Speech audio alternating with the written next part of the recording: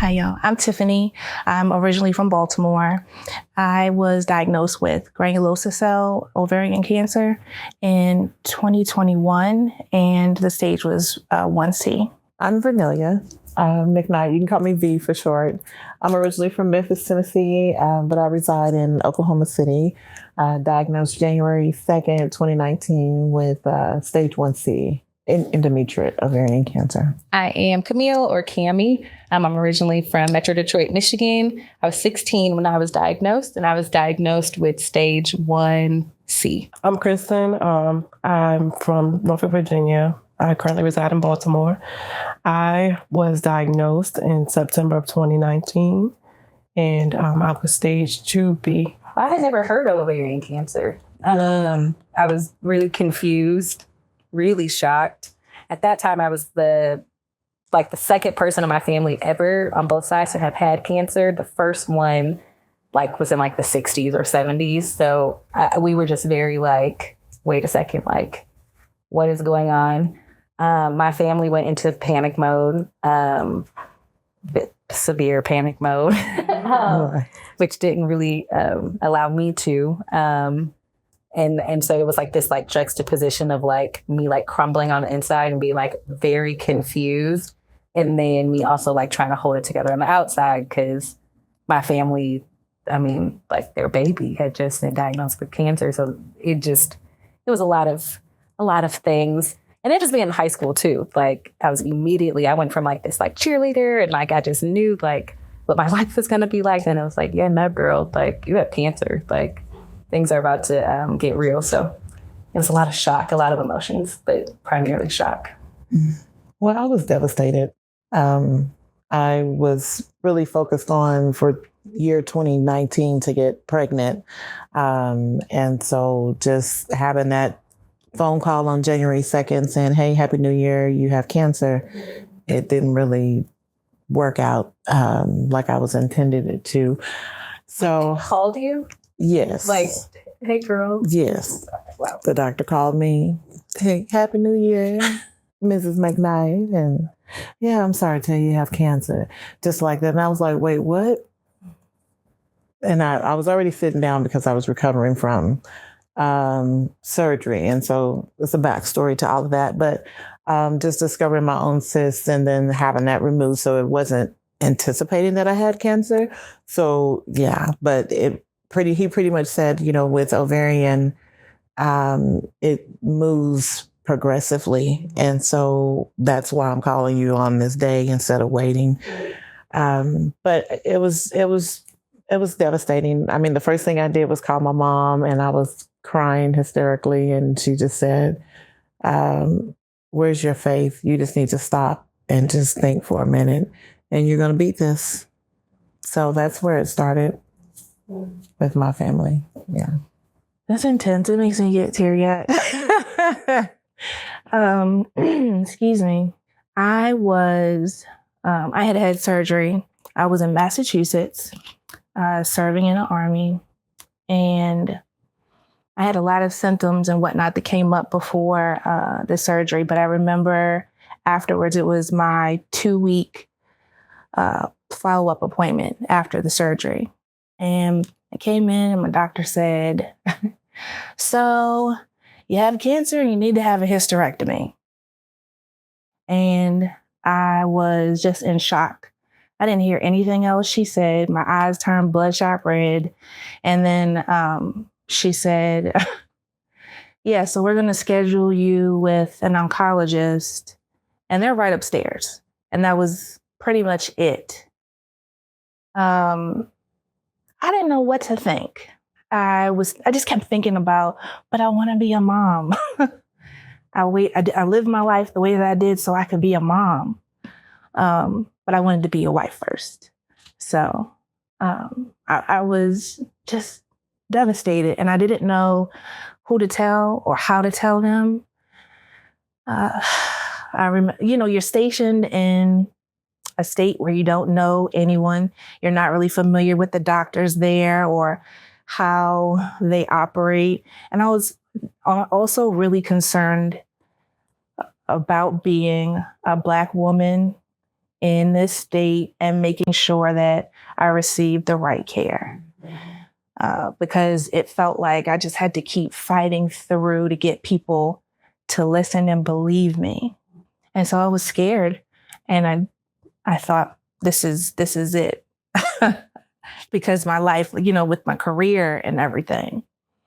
So just a lot of fear, I think, initially. Yeah, that's what it was for me. What about you?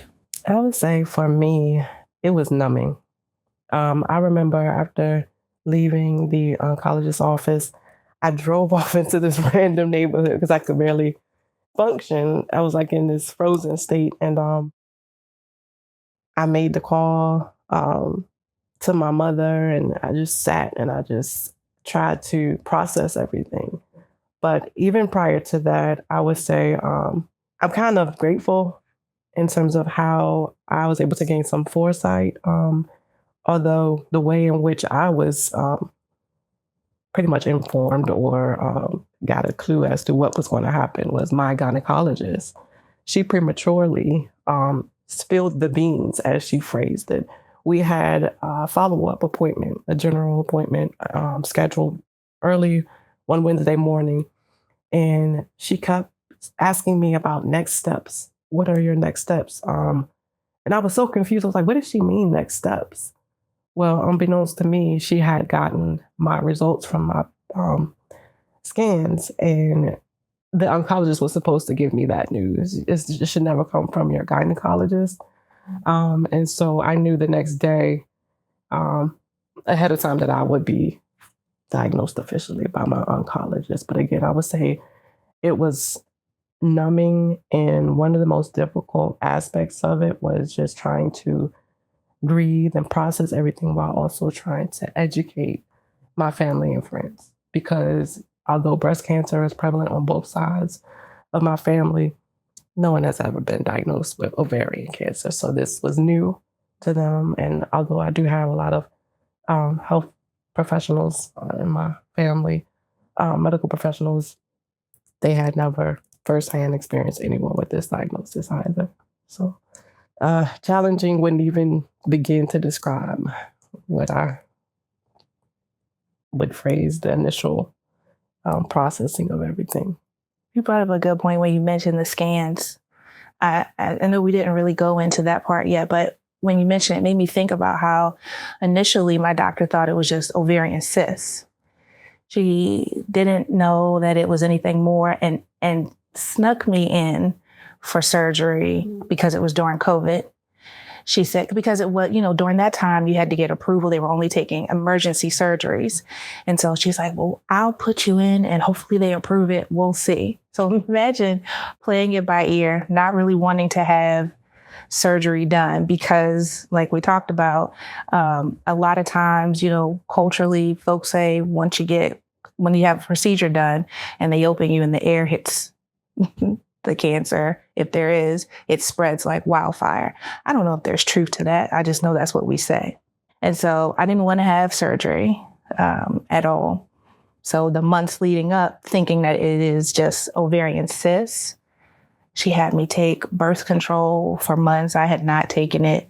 And I was a pretty healthy person before all of this. Again, I'm serving in the military. So you have to be healthy and fit. And, this just kind of changed everything. It's funny that you just mentioned that. For me, so I was literally at cheerleading practice and I just felt this excruciating pain and I passed out. I think my best friend at the time called my mom. So she took me to the school. She takes me to my doctor and he's just like this, on my stomach. He's like, oh, she has a bladder infection, and just gave me medicine. And I'm like, all right, what do I've never had a bladder infection before. I don't know. And literally within hours, I was like, Mom, this is not it. You need to take me to the ER right now. And what was a bladder infection were tumors the size of grapefruits and golf balls on both of my ovaries. But then I was laughing when you said you didn't want to have surgery because, again, I'm 16. This is on a Tuesday. I had a cheerleading competition on a Saturday. I was like, no, we have to hold up on the surgery line. So I just knew I was going to be a professional cheerleader. So that's even a thing. And they were like, girls, like, and I was like, no, like, this is important. Like, I have to. And I'm like convincing my mom, like, please, like, and literally like this, almost like the second I got out of that competition, like they were like, okay, yeah, we're rushing into surgery, because I was just in so much pain. Oh, wow. But like, it's also just interesting, like this mixed diagnosis, right? Of just like, one, I was a child, and I firmly believe, because I was Black or am Black, there was just a lot of like, I have to advocate to not be in pain. And all that did is enrage me. Like, who I am now at like 35 is exactly who I was back then. So I'm like going off. My dad, he was a pharmaceutical rep, so he knew like about all kinds of things like with the body.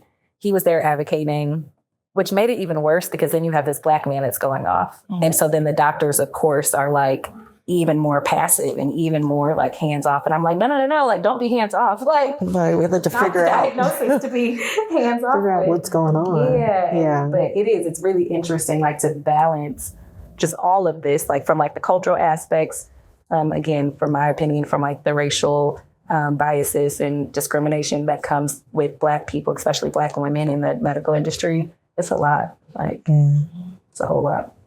And we have to fight twice as hard just to advocate, because they feel that the pain that we describe is not necessarily true. Sometimes they call it like ghost pain or something of that nature, but we have to keep fighting and keep voicing our concerns. And that's the reason why I'm the annoying patient. Like, any and everything, I'm calling my doctor. Like, and I didn't want to minimize my symptoms or, just take it too lightly. So I was calling for any and every suspicious symptom that I had leading up to the official diagnosis. And it's funny how you all talked about your different experiences. Like, I know you said when you got your ultrasound, how your experience was following, you were like immediately told that you had to go be seen where upstairs or gynecology department upstairs. Oh, oncology. Yeah. Mm-hmm. Yep. I remember leaving my appointment, and because of the placement of my cyst, I just felt like it was something more. Although the radiologist, she was saying, oh, sometimes they dissolve. I just knew in my case it was more because of the placement. So as bad as I wanted to believe what she had said, I just knew. And I think we do need to definitely listen to ourselves and listen to our bodies and that small, still voice, because we can see all of the medical professionals in the world, but no one knows our bodies like we do. So don't discredit that ever. That's the tricky part, I think, about this as well, the symptoms. How, I've heard different things from different people. For me, serving in the military, I started gaining weight. That works against you, so you think. I started gaining weight, and I had some spotting that I never normally ever had before, and lots of fatigue. So I started thinking I was just lazy and I need to work out more. But then the more that I work out, the more exhaustion I felt. And I just was so confused about what was happening. So I'm just beating myself up for months, thinking just all these horrible things and not knowing how to fix it. Because again, we thought it was ovarian cysts. And that's what I went with. Like you said, not heard about ovarian cancer before. Nobody ever talks about it. And I think later on, that's what pushed me to try to start sharing my story, like getting on social media and because I remember waking up in the middle of the night after my cancer came back and searching online, looking for people who look like us and information about this specific type of ovarian cancer. And I think that's the other part, having to talk to people and explain, there are different types of ovarian cancer. And thank you for going online and showing me all of the things that you hear about cancer and what helps cancer. I appreciate that, but also it doesn't work for me. Don't like. I also have WebMD. Like, I don't appreciate that at all. You do. You have to stop them, right? Because it gets too much. It's Or they'll like be like, oh, like so and so died of it, and I'm like, oh, like, right, right. That's not helpful at all. Thank you so much. Right. And how do you come back for that? Because it's a balance. Like trying to. I at some point I had to push people kind of away, and the barriers, the boundaries came up pretty heavy because it was too much. And when people are used to pulling on you, they're used to you pouring into them. I was like, this is finally a time. Unfortunately, it's related to this, but a time where I'm able to say, you know what? I don't have it to give. I need to focus on me. Thank you for sharing your life with me. Not right now. And some people are receptive to that and others not at all. And that part I think was challenging, but you learn to adjust. You always have to put yourself on the list or the calendar first. Because I struggle with that too, always doing everything for everybody else. And then later down the line, or I say, oh, I'll do it tomorrow, or I'll do it the next day. And then I never really get to me. So you do have to start off with you. Definitely. I will say, you mentioned about the symptoms earlier. Ovarian cancer is called the silent killer. And the reason being is because a lot of women are not diagnosed until the later stage 3 or 4. And typically it's in their later ages. And so we're all young ladies here.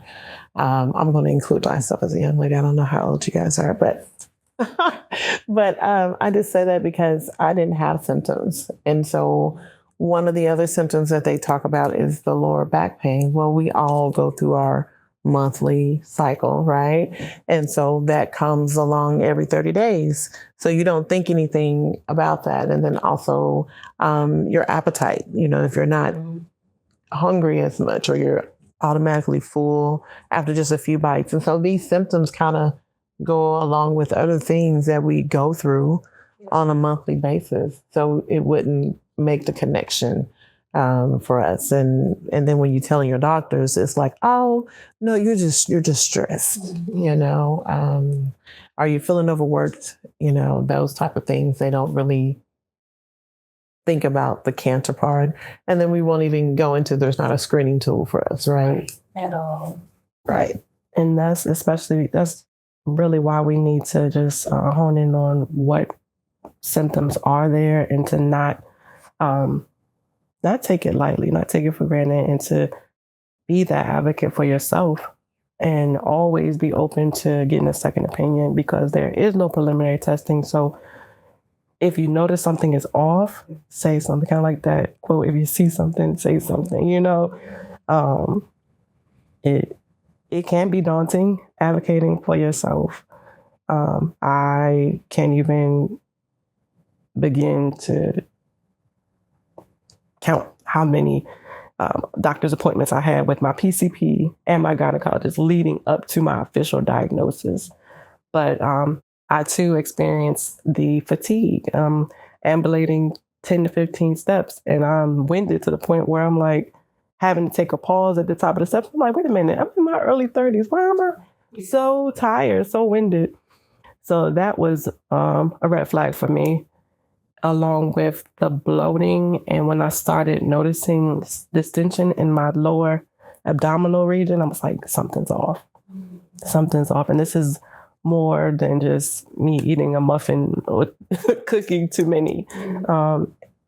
It was just kind of like, again, keying into those small changes, those subtle changes that were not so subtle to me because they were new, they were different. That's where it's tough too, because the symptoms, they're literally just so normal. Like, they could literally be anything. Right. Your period to literally a bladder infection to just like stress. You know what I mean? It could be anything, and there is no test. So even now, like I literally, like, I have a diagnosis of PTSD, like, because of this. Like, I am hyper aware of any and everything that goes on with my body. But it just sucks though, because I'm like, oh, I'm just bloated. And they're like, well, that could be. And I'm like, no, I don't think you understand. Like, and then I have to like, you know, and like explain all of this. But yeah, it's hard. It's really hard. When I was diagnosed, my oncologist made the referral. And so, and when he made the referral, I was like, well, let me go and get some other opinions, and so I started doing some research, and I went to an herbalist and talked to her. And then my third opinion was he's got to be at least almost 80. Well, he may be like 85 now. But he was in a little town in Oklahoma, and he was still practicing OBGYN. And I sent all of the information over. He walked in. His first statement was, do you want to die before you turn 41? He didn't say, hey, I'm Dr. So-and-so. How are you doing? Da, da, da. He just said, do you want to die before you turn 41? And I said, no, I didn't even sit down yet. And I said, well, no, I do not. And he said, well, I've looked through all of your information. And he has my file. He said, I looked through all of your information. And I don't know if you are familiar with ovarian cancer, but it works very fast. The reason they want you to go and see a doctor right now is because we don't know what stage you're in. And so the longer you wait, you never know what could possibly happen, what stage you'd be, and if it could have spread, because I just had that surgery that I told you about in December. And then that's when he talked about the spillage. Mm-hmm. You've had some spillage, and so we don't know what all has happened. So, and he said, the doctor that you have, I trained her over 30 years ago, Dr. Lisa Landrum. Mm-hmm. And I said, oh, okay. And I think that pretty much told me, because I believe in confirmations, that pretty much told me like, hey, you need to go and get this set up with the doctor. Even though you're scared, just go and see what the treatment team is going to say. What's your plan? Ask lots of questions, write things down, because you have so many things in your mind, you're not for sure what to ask. But it is very overwhelming. And that's why I always say when I talk about advocacy, you may be okay with that first doctor, but if you feel like, hey, let me just go see what someone else says, just to give your body or your mind reassurance, And so I was happy to go to, in our place, Stevenson Cancer Center, because since then I've been in love with them, and I'll do so many things with them as well. But it took me a while to get there, is what I mean. So I think with this journey, any cancer journey, we really have to just be sure that we know what we want to do, because it's our treatment, not their treatment. So you got to be, and even with chemo, chemo has its own side effects and things that we're still experiencing years and years later that nobody really thinks about. Mm-hmm. So what about you? What did you have to experience? I would say, initially, I felt like I was jolted into the whole process of talking about treatment. And what was so disheartening was, because I was so young at 33, my oncologist did all that he could to try to preserve my fertility. So initially, I had an oophorectomy where they only removed my left ovary because, again, he wanted to preserve my fertility as best as he could, knowing that I wanted to one day have children, possibly. But like you mentioned with the spillage, later on the pathology report revealed that the masses I had they were deemed synchronous.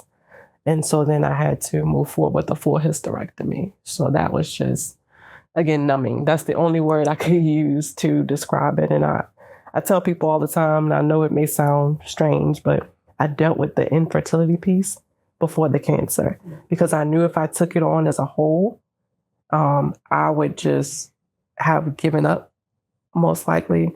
It was just too much to take on as a whole. So I kind of fragmented it in that way. And because so many things I felt were taken from me with the diagnosis, motherhood, I didn't want that to be my story, a part of my story, like not being able to be a mother in that way. And so that was how I dealt with it. And then once I kind of was able to wrap my head around, okay, I need to move forward with this, knowing that I was going to have to go into treatment. So it was just so many layers that people don't understand, because everyone's story is different. Everyone's experience is different. So that's just how I dealt with it, and just trying to give myself grace along the way. Was easier said than done. I think, like you mentioned earlier, about the boundaries was key, and letting those around me know, family and friends, in a way that was as warm as I could be at that time. Just letting them know this is not a good day for me, or I love you, I appreciate your support, but right now I'm going to turn my phone off because this is overwhelming. The text messages, what everyone just said, well, we just want to check in. I'm just like, I need my space. I need my time to process all of these layers, as I mentioned. And they were very respectful. So that helped to make, to soften the blow in a sense, just by me maintaining those boundaries. And I would say being, not feeling guilty about that, just kind of, that helped me a lot. About your experience? So I think for me, like, I mean, it was just traumatic, but I didn't know that that's what it was until like years later. So like literally I was like diagnosed on a Tuesday. I had my surgery like that following week.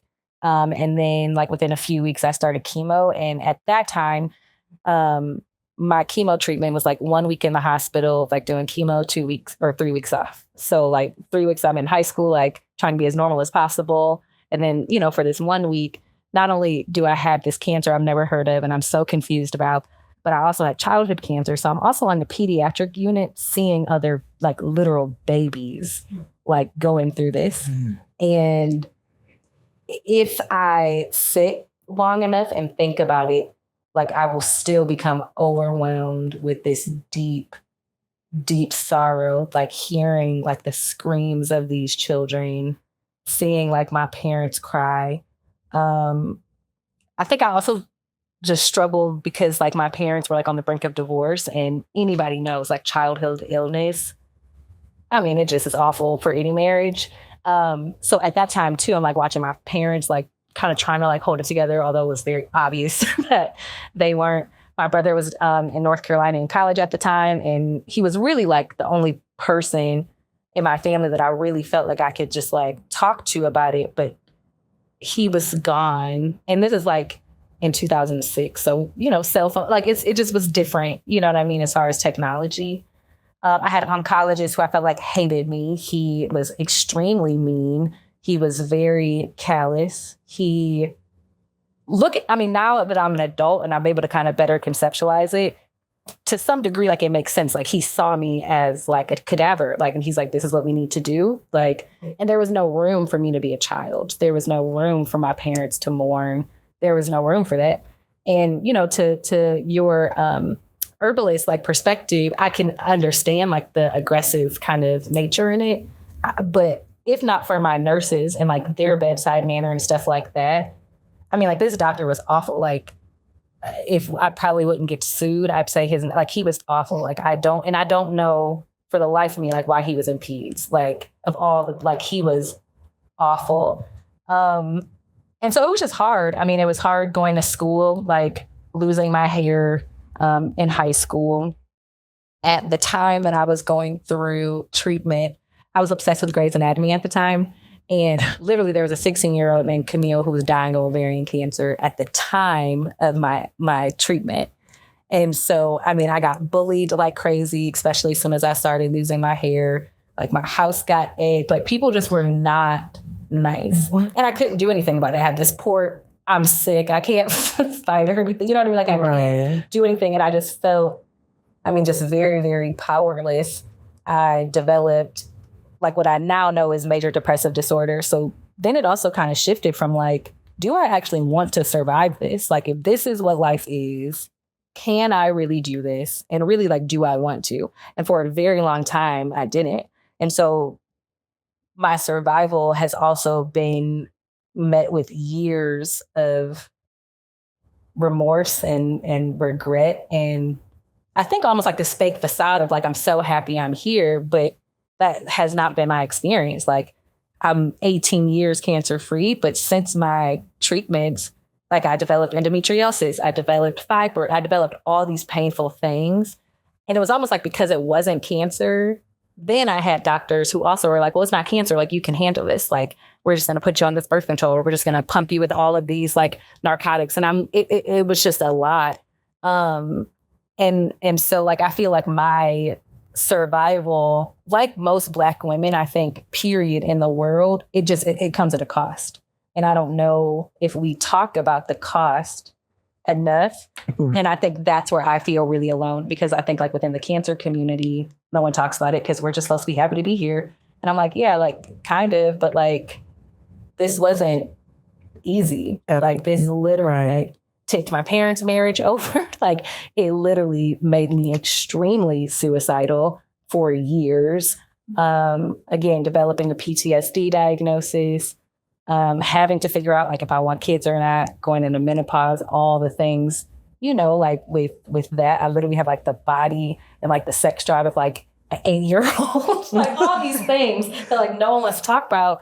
And I am that person where I'm like, I'm just going to say the thing, but then I'm like in the rooms, everybody's just like looking at me like I'm crazy. So I don't know. I feel like my survival, like probably honestly within like the last 5 years, I've been like happy to be alive, specifically happy to have survived this specific cancer. But I mean, it's taking like 13, 14 years to get there because it's hard. Mm. It's very, very hard. I don't even know where to start. I think one of the things that sticks out in my mind goes back to what you were saying about figuring out the piece about being able to have children or not, right? With my initial diagnosis, they took one ovary. And then, let's see, that was 2021. And then my cancer came back. I had a reoccurrence last August. Yeah, I had surgery August of 2023. And, excuse me, building up to it, because I think both of you, maybe all of you, talked about the scans and how the scans for me were inconclusive for the most part through and through. They're like, we can see something, but we can't tell what it is. So we need to go in for surgery. And so building up to it, my GYN oncologist said, well, we don't know if it's going to be a little bit of cancer or really, really bad. And so we had to have a little bit of the discussion, like prepare yourself mentally. And I went back and forth for weeks, trying to figure out like, what do I really want? How do I feel about this? And so for the hospital that I go to, they have the app where you can communicate with your healthcare team. And I told them, I finally sent my doctor a message. I said, look, I think I have a whole lot of life to live. And if it comes down to it, like life or death type situation, and you have to do a hysterectomy, do it. But you know, in my heart of hearts, I don't really want it. And so we talk about the support piece. One of my really good friends from college and her husband live in the same city that I do. And so I had talks with them beforehand about, we're going to have this surgery. I don't know what's going to happen. And, you know, having to have conversations about what if I don't make it out of this surgery? And even that was jarring. It's like, so at that time I was 41. I'm like, I'm 41. This is crazy. And like for the first few months after the surgery, that's all I kept saying. Like, this is crazy. And I think the best way for me, I should have said this earlier, is shock. It was just shock. And I tried to do everything to find as much information about what can I expect. I went on Facebook and looked for groups And I would ask people all the time, okay, what should I expect? If you had to do this all over again from the beginning, what would you do differently? Those types of questions to get insight. So then when I had the surgery last August, I woke up and found out that I had the hysterectomy. And my really good friend was really sad that she had to help make that call, because I told her and her husband beforehand, like, if it comes down to it, and the surgeon, we were in for maybe 15, 20 minutes, and he came back out and he said, she has cancer everywhere. And so we were in surgery for, I want to say 6 to 7 hours. It was crazy. Like, my poor body. But like, those are things you don't necessarily know about. People didn't give and I didn't know how much chemo was gonna hurt. Like the pain associated, the physical pain. I'm like, man, there's layers to this thing. I didn't want to let myself get too low in my mindset and my mood, because I was afraid if I get too low, I won't be able to pull myself back up. And so I thought about, what if there are other people who look like me that feel this same way?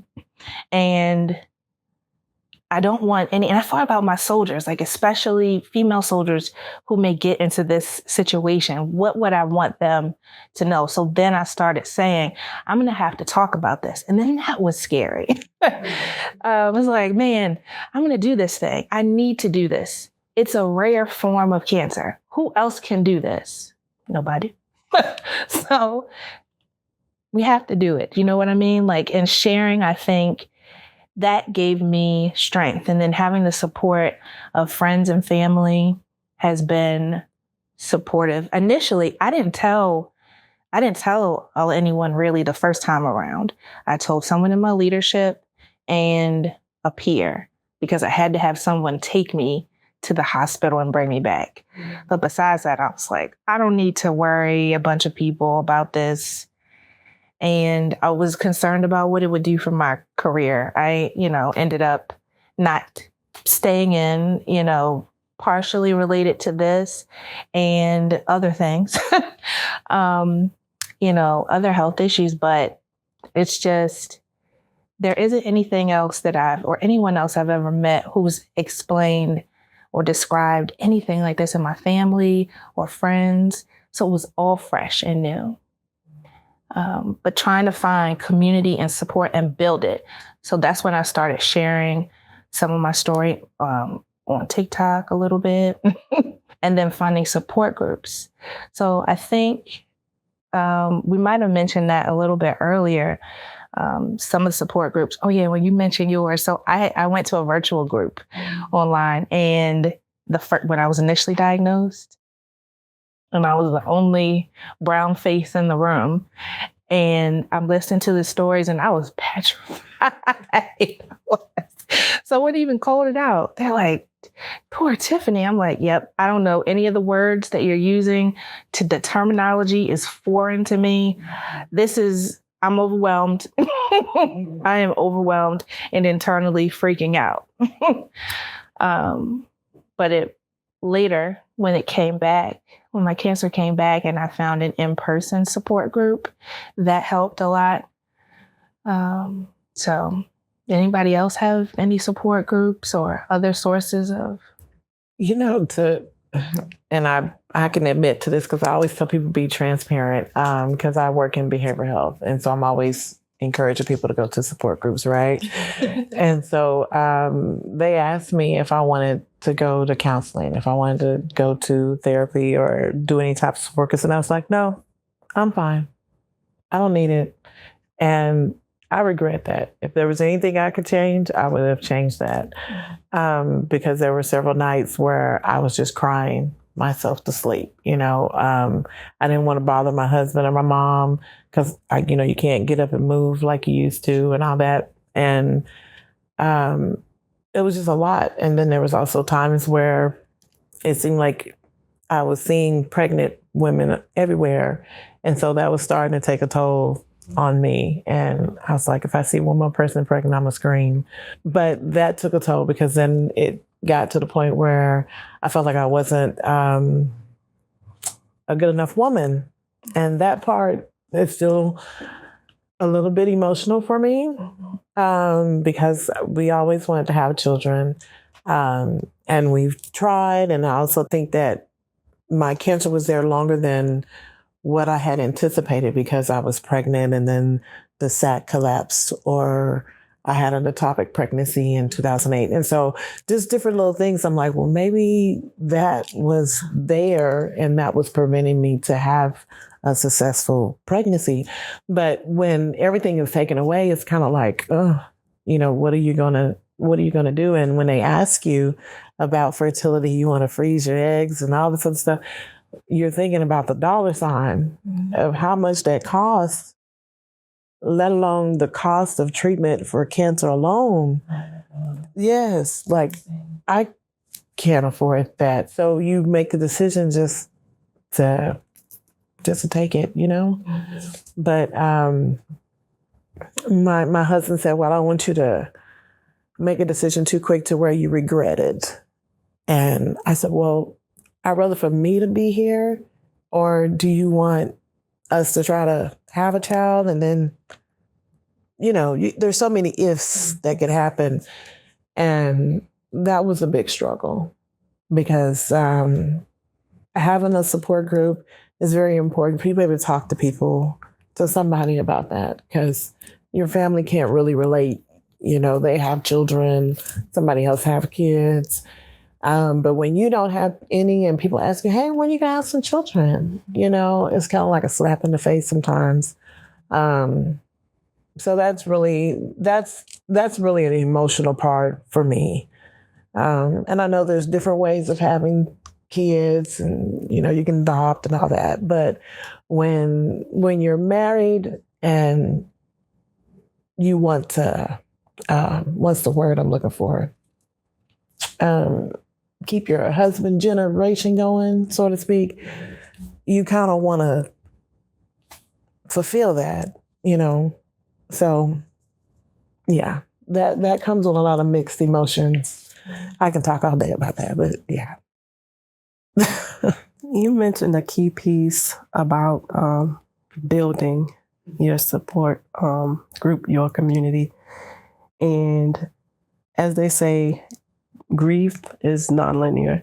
So for me, I remember the defining moment that led me to realize that I needed to figure out something for myself in terms of support.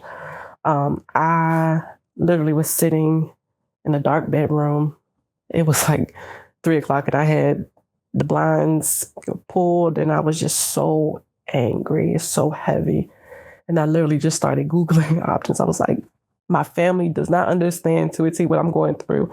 And although I have friends, they don't really understand. So I need something. And although I didn't believe that the formalized options for support groups, when you go in and you introduce yourself to strangers, I knew that wasn't for me. So, but just having to piece that together on my own it required me to pull from within what little bit of strength I had in that moment to advocate for myself with no one around. The advocacy never stops. And it's like when the calls stop, when the visitors leave, you still have to do your best to maneuver through all that comes with the diagnosis. And the anger, well, everyone's treatment experience was different. I would say for me, chemo was the easiest part. It was the radiation, that mental anguish that I endured day in and day out, having to start my workday out at 7:30 in the morning, going to radiation. It was horrible. It was horrible. I felt like a piece of meat when they were, repositioning my body. So like I said, everyone's journey is different, but that for me was the most difficult part of treatment. Like just every single day for over a month, just having to go in and to endure that. And knowing that I could avoid it, but it could have been detrimental, and have long-term effects that wouldn't have been so favorable. It just, like I said, there's just so many layers to this that people don't realize that we have to kind of maneuver through as one person. Just one person is, so. The absolute worst part is losing your hair, losing your crown. I know it grows back. Everybody says, oh, it's just hair. It'll grow back. But I've been growing this for a long time. And when it came out, it's just, I couldn't be brave enough to shave it. A lot of people go through brave shaves to shave it off and before it falls out, and I couldn't do that. I just braided her up, and and it was within the first week and a half of the first treatment of chemo. It came out. I just had her in a halo type thing in it, and I was taking it down just to moisturize it again, and it started coming out. And I didn't say anything to anybody. My husband was in the other room, and I just got up and I got in the shower and I just cried. And I cried and I cried. And then he came in there and checked on me, and he was like, "You okay?" And I was like, "I am absolutely not okay. I'm not." So I put her in I say her because I do identify. I put her in a Ziploc bag. And I still have that bag. So I said, when everything grows back to the same length is when I'll get rid of you. I know that sounds crazy, but that was the hardest part. And even, they have things that can try to help save your hair, right? The cool packs or cool caps or whatever they call. And that's even $500. $500 here each time that you need to use it. And so that's money. And I'm like, you can't afford that. And then you have to pay copays for the treatment. So yeah, I think losing, especially like you said, when you're in high school and going through that, that's even worse, being an adult. And I didn't feel comfortable wearing, like being bald. I didn't feel comfortable. I had to go back to work in the midst of my treatment, and they had me kind of confined because I was in a hospital setting. I work in a hospital setting, but I didn't feel comfortable. So you have to put on wigs that may or may not look right, and then not to mention the hot flashes. You got to take that wig off. I didn't even mess around with wigs. I was so hot during chemo. So I was like, absolutely not. I can't. I don't want any clothes. I don't want anything on me. Right. But I resonated with you when we were talking about how the hair started to fall out. Where you would just go like this, and then and you're like, oh, so this is happening. Mm-hmm. I remember I called my hairdresser because I just wanted to know I wash my hair. I called my doctor. The doctor's like, yeah, here's this special shampoo or whatever. And the next day I was gonna go get just I already had a bob, but I was gonna just go get a little bit shorter because I was I want control over this, And I got in the shower and immediately my whole head is just clumped. And I was just what is and I mean, I'm screaming, I'm crying. I'm what is going on? I'm asking, my parents for help. And when they realized, oh my goodness, literally her entire, it was just clumps, everywhere.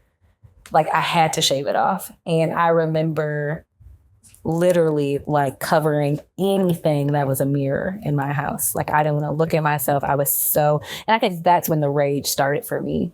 And first I want to say, I love feminine rage. I think especially as Black women, we're told to suppress so much anger. I think anger is very healthy.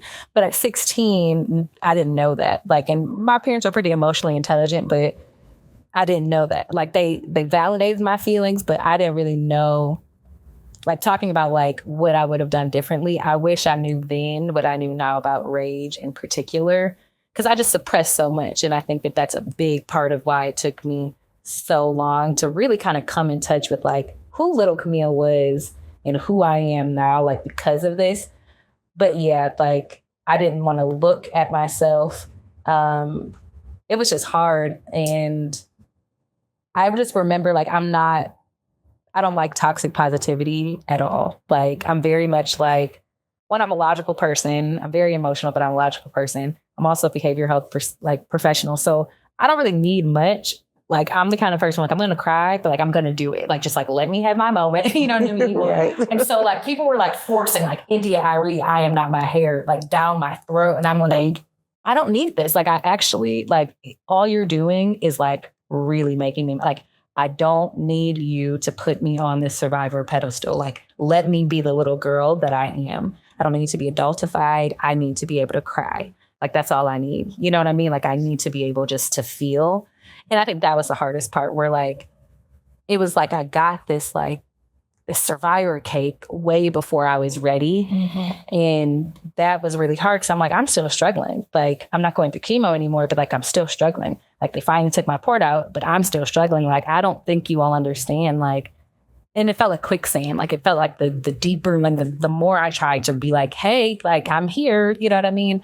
Like, the deeper I sank, it's like nobody got it. And that was really tough. Definitely being at school, in high school, like being bald was very hard. But again, I was just so hot, where like I'd wear like scarves and stuff, but like I never wore wigs. I went to prom bald, because at one point I was just like, I just can't. Like, I'm so hot. Right. Even if I wanted to, I just like, it's hot. Can't. I think being a Black woman, cancer haver or survivor, for me is like, I'm either like gaslit at best or just like not believed at worst. Like, there's never maybe like, I've yet to, I don't think, have like a positive experience specifically when it comes to like the intersection of my Blackness and being a cancer survivor. Like, I just, you know, like, you're in all this pain, you're in all of this distress. And I think I've just been made to feel like I was crazy. And then I think especially post-cancer, because, you know, like we were saying before, like, if it's not cancer, then it's like, okay, well, like, Camille, like, you have to learn how to just deal with this. And I'm like, I just don't believe that. Like, something is telling me I'm just not just supposed to be like living in pain. You know what I mean? And so like, I think that has been really hard, especially because like you were talking about like having to advocate for yourself when you were in distress. It's insanity. Like, it's a lot. It's just like mentally draining. So yeah, I just think I'm gaslit a lot and just not believed a lot. And then now I'm a military spouse. So, you know, too, where like every few years I now have to establish a new care team. And I think especially like the longer I'm out of, you know, treatment and things like that, the more doctors are so confused on why I'm like, nope, I am requesting like SCA 125. I'm requesting a gynecologist. Like they just don't get it.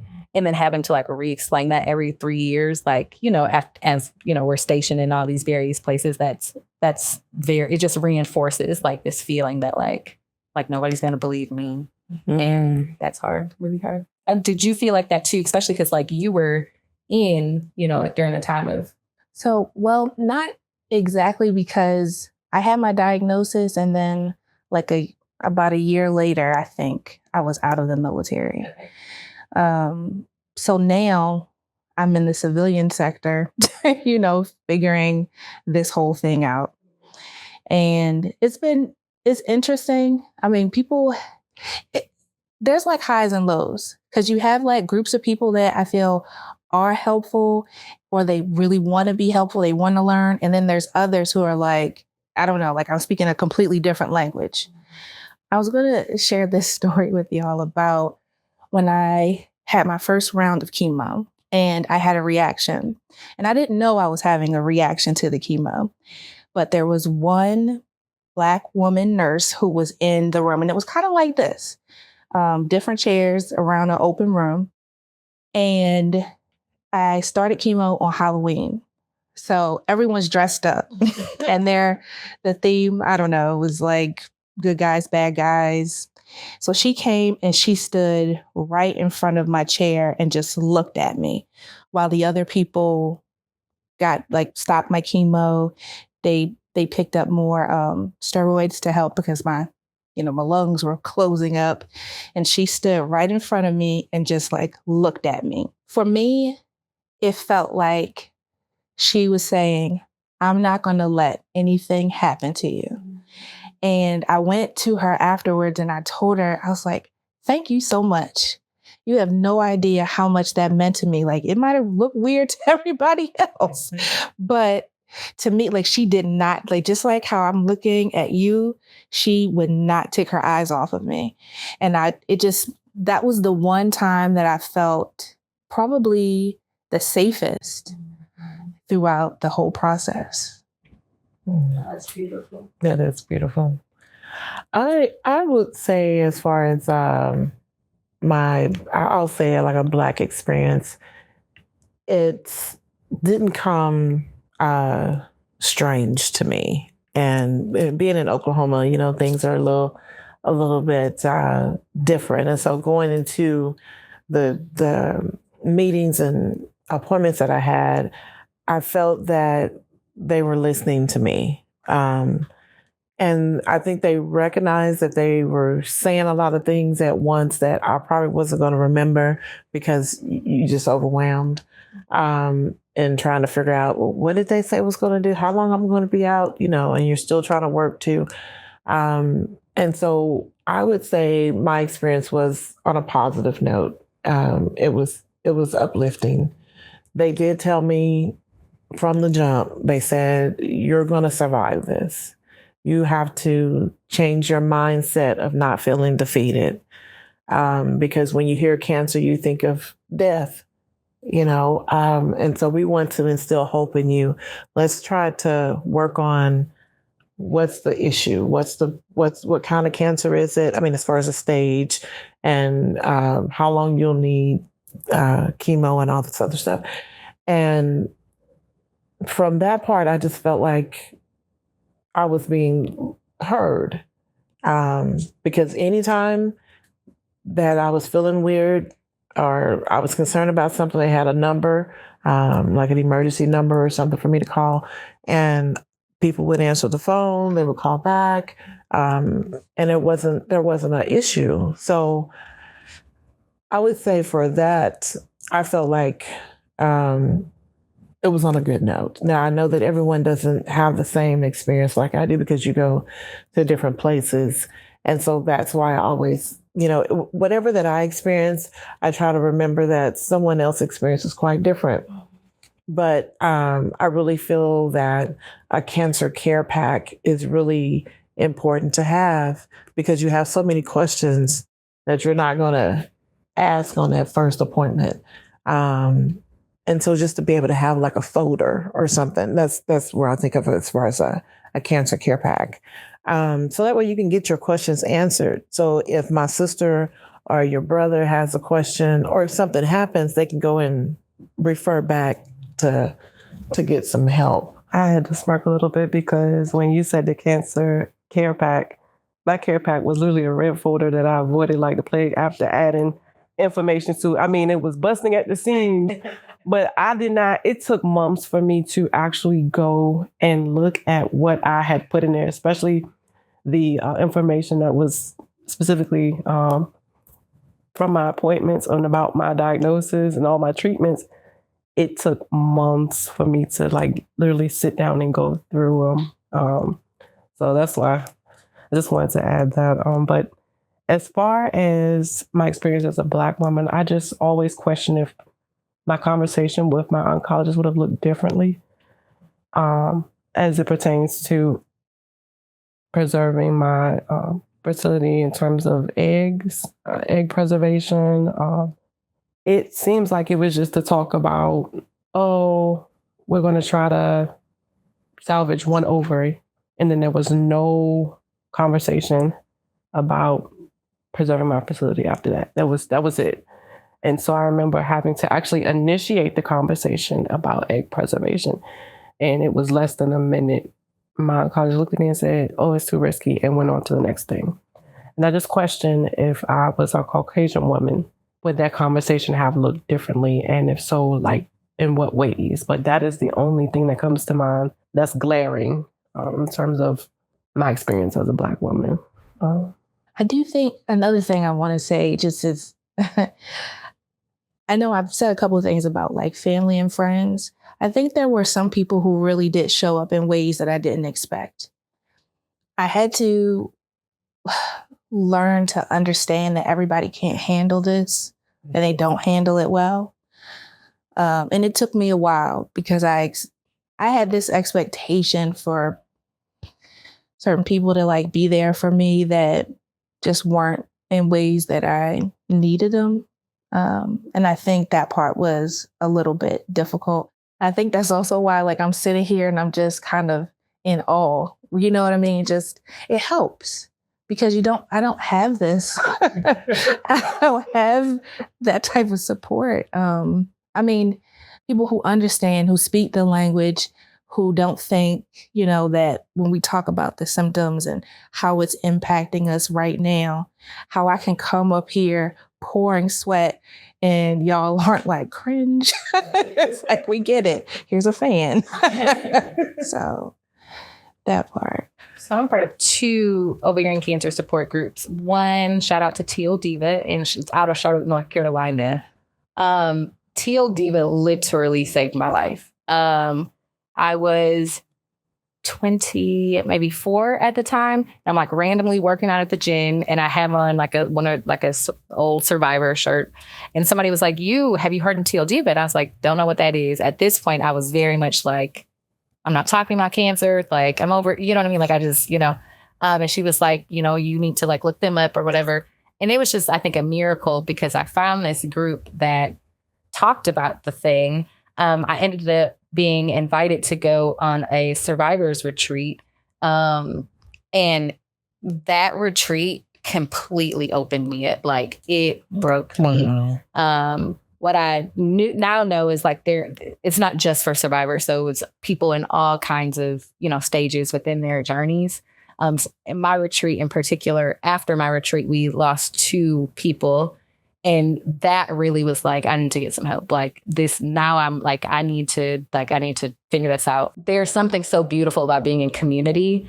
And so shout out to Teal Diva. And then for the Ovarian Cancer Research Alliance, I'm a part of their Survivors Teaching Students group, where we will talk to medical students about our stories, about our journeys.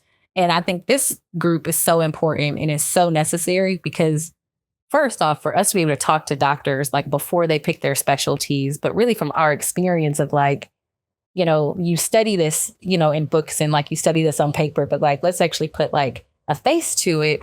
It's just so impactful. It's so cool. Like you said, just to be able to talk to people and them actually get it. Again, I think that a big barrier for me feeling support within the ovarian cancer community, not only is my age, my current age, but for sure my age at diagnosis, my race, because again, this is like the face of ovarian cancer is just old white women, but also my sexuality. So like talking from this lesbian perspective too, of like, because then there's this expectation of like, oh, like your wife can just have kids. Like there's a lot of, because I think people are trying to like make me feel better or something. And I don't know, like, I don't know where or why that would ever be like comforting to say to somebody, but I think that there's just this like, well, let me just say the thing to like, and it's like, no, like, let's just actually sit in it. Like, even within this survivor space, like, let's actually sit in what this is like. I actually don't need to be comforted. Like, I have a therapist, I have a spouse, I have a whoever for that. Like, but let's just sit in it and let's just talk about it in this very real way.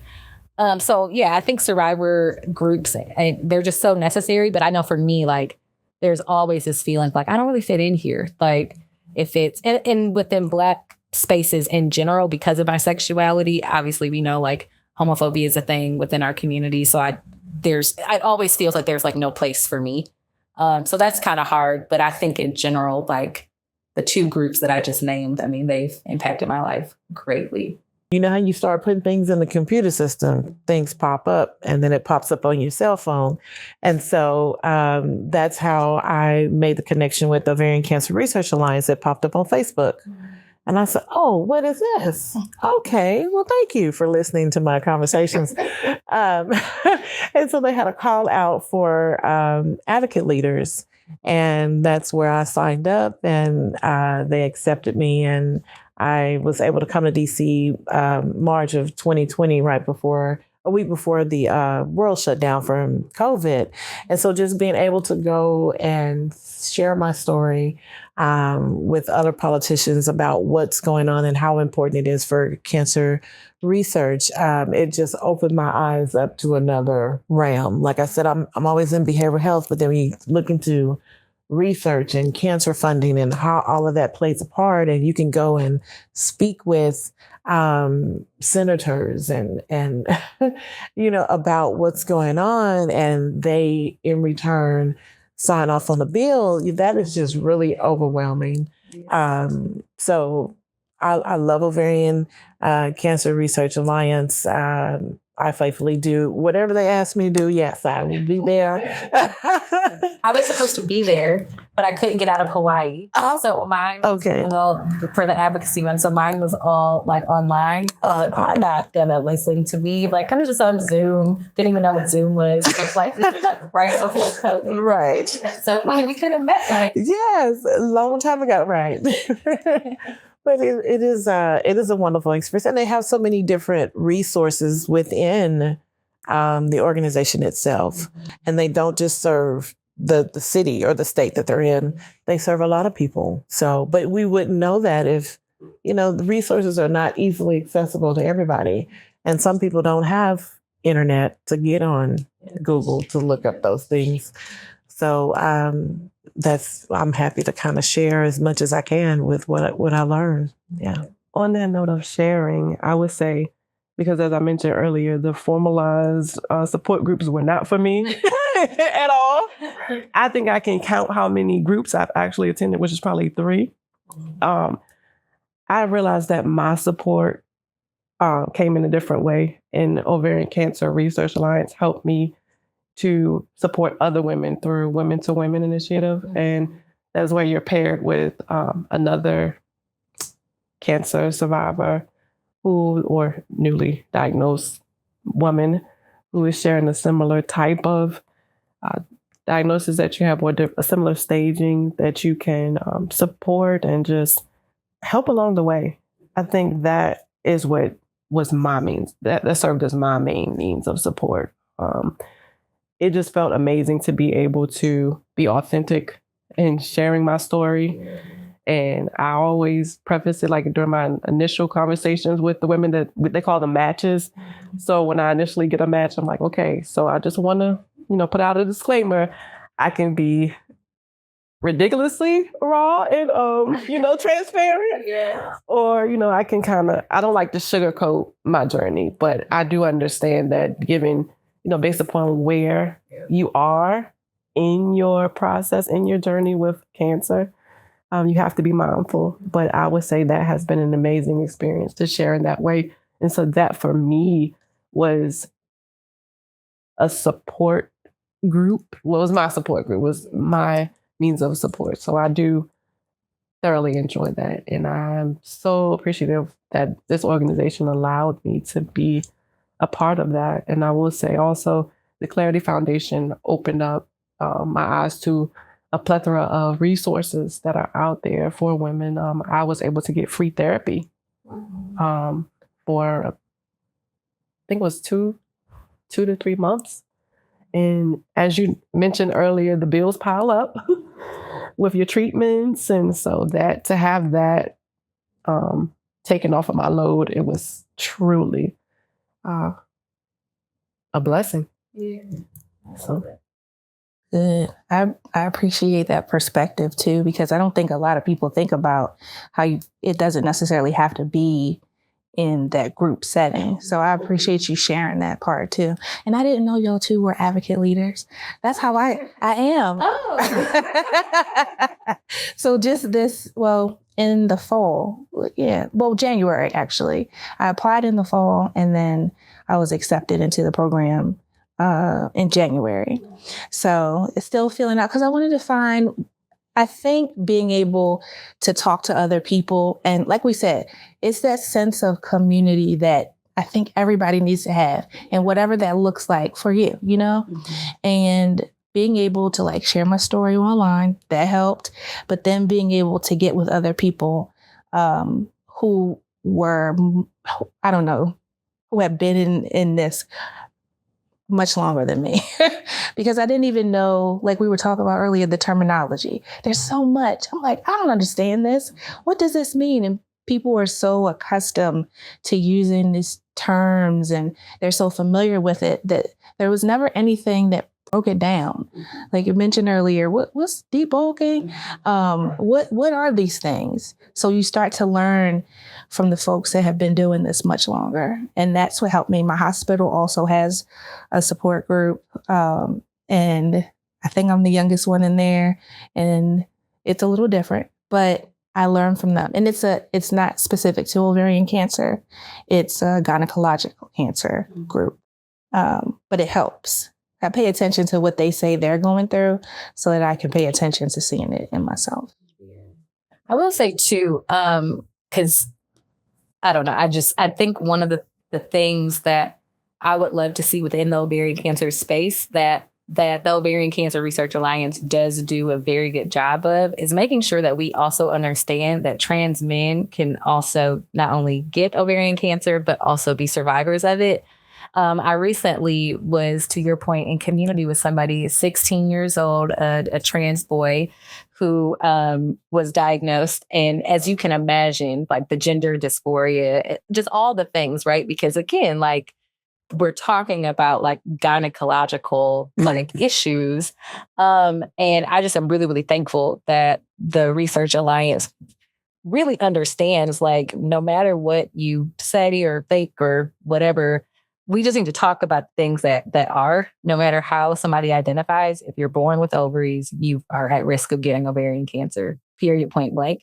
And we all need to find that community, like you were saying. And so I would also just be remiss if I didn't mention and shout out the Ovarian Cancer Research Alliance for that as well. So I just want to say, I wear teal all the time. I always have a teal bracelet on, whether it's jewelry or a plastic band. And I've even had people say, well, why do you keep wearing the bracelet? You do with cancer now, just take it off. But I wear it for hope, to be able to instill a conversation with someone. And so every once in a while, especially if I'm doing like vendor shows, I run into someone that had ovarian cancer, or they had a friend that had ovarian cancer. And so it starts that conversation, because then they're like, oh, you know what? I need to probably go and get checked out. I was in one of those shoe stores, one of the main tennis shoe stores. And she said, I see you always picking up teal. Is that your color? And I was like, yeah, I really like this color. And she was like, my friend is going through ovarian cancer treatment right now, and she's a teenager. She's maybe like 17, 18 years old. And so that started a conversation, and then we're having that talk. So I know that we don't want to talk about it a lot because nobody wants to have that conversation. But once you start that conversation and just share your story with people, you'll be surprised how you would be able to help someone else, either through empowerment, connecting them with resources, just listening, that really does make a difference. Yeah. So I feel like support groups are so needed because it's like we're all a part of this club that like no one wants to be a part of it. Right. And like, we could just bond up with that, you know what I mean? And, right. And we can talk about it and share our experiences. You just mentioned resources. The amount of resources that are so available to all of us. I mean, from our caregivers, our families, us as the actual, patients or survivors. It's just so much. Like I can't think of a reason not to be a part of a support group. I definitely spent years avoiding them because of all the barriers that we talked about, especially my Blackness. Like that's a huge barrier, I think, for me in the ovarian cancer space, connecting. But within these white-centered groups, there's always some of us, and we always somehow find each other. And I think for me, like, that's what's so divine. You know what I mean? Where like I could start out feeling so uncomfortable and just completely uninterested. But like we always find each other. And I think for me, like, absent of just the diagnosis, I think my mental health because of this diagnosis, could not have survived. Like, I would not have survived like the mental health struggles had I not been connected to a support group. Mm-hmm.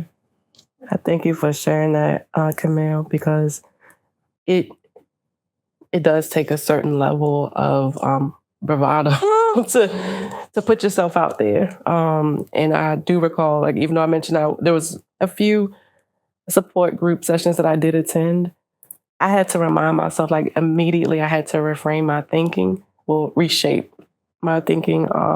When I'm joining these Zoom meetings and I'm the only Black woman in these little squares, the Zoom squares, I'm like, okay, this is your moment. This is your time to, be that representation for Black and brown women, because we have so little. And so that is what helped me to get through it, just knowing that it won't always be this way.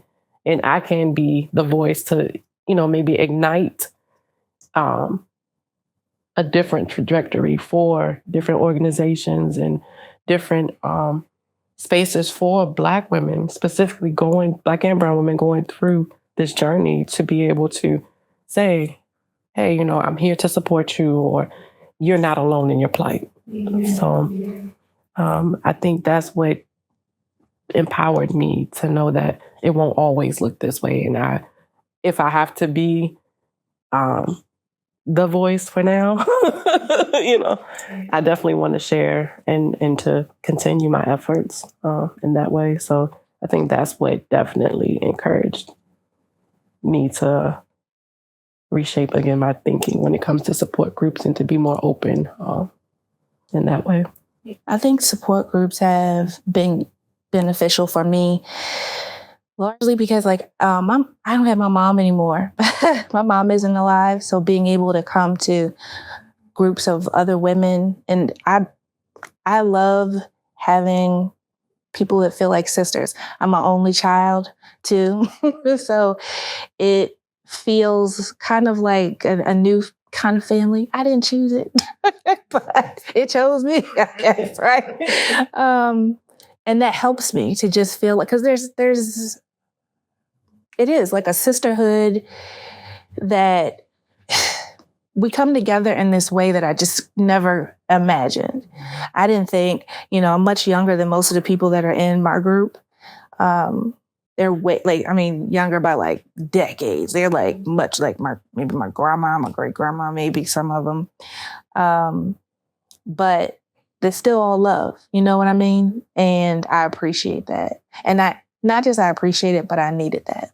Well, and that's why we call each other Teal Sisters. I use that language. Anyone that I meet that has a connection, whether it's a caretaker or an actual Teal survivor, I say we're kind of married now. You can't divorce me. And we make that connection. And just meeting women across the globe, to me, is just overwhelming. And it's really unique, because you never know what, how you can help me or how I can help you. So it is a true sisterhood. Yeah.